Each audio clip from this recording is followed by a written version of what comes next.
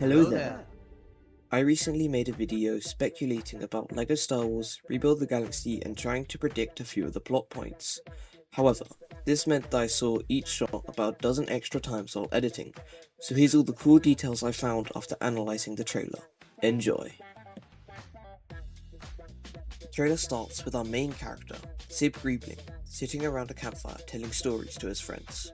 These stories include the trench run from A New Hope, but I probably didn't have to tell you that, and Obi-Wan and Qui-Gon on the Trade Federation ship. But did you notice that the fire is actually from the Starfighter engine? I'd guess that it's an X-Wing, considering the purple flame. We then see Sib and his droid companion, an instantly recognizable Gonk droid, discovering an ancient Jedi temple and finding the Cornerstone, the Deus Ex Machina of the series. Upon its activation, we see a bunch of changes happening, like Rey turning into Sith Rey, the Battle of Hoth transforming into the Battle of Mustafar, and the AT-ATs have a hint of orange like we see in Rogue One. Oh, and also they have the symbol of the rebellion on them. That should be fun. Now we get our first look at a fan favourite character, Jedi Bob.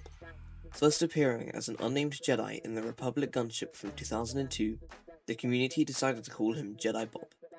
This has got to such a point that even LEGO themselves made this official in the LEGO Star Wars Encyclopedia.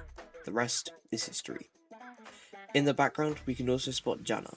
I wouldn't blame you if you didn't recognise her, as she only appeared once in all 9 films, halfway through The Rise of Skywalker. She's the leader of the tribe that lives on the planet where the Death Star crashed. We then have a shot of Vader's castle with some TIE wings flying towards it.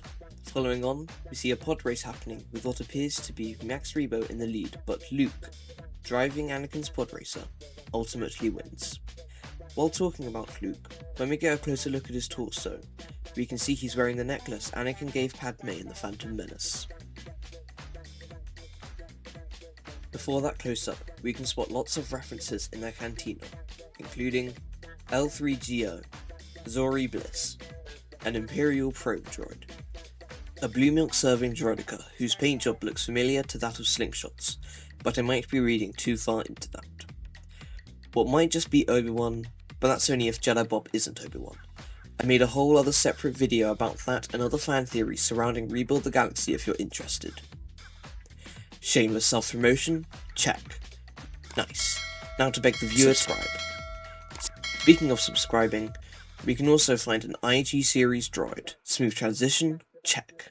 Man, I am on fire today. As well as Pondo Baba and Dr. Evazan. Moving on, Bounty Hunter C-3PO makes a split-second appearance, though I'd understand if you didn't recognise him, due to the black arm.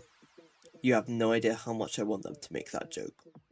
His red eyes also seem to be calling back to when he downloaded the Sith language in The Rise of Skywalker.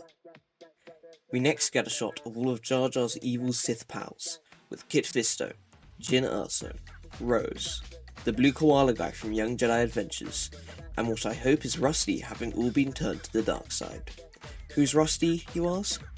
He appeared in the new Yoda Chronicles. You know, the one from over 10 years ago. And finally, a tribe of Ewok bounty hunters show up in custom Y-Wings, and we can see what appears to be a red Death Star laser just before Jedi Vader shows up. In this shot, we can see General Grievous, Yoda, Mace Out the Windu, Mon Mothma, and Bossk in the Andor prison outfits, before we see the ship from Andor with Sebula's pod racer engine before it transforms into AT-ST legs. So that's all the details and Easter eggs I could find in the trailer for Rebuild the Galaxy. Next time, I'll be taking a look at the first ever LEGO Star Wars short, so, that should be fun. Have a wonderful day, and I'll see you all later.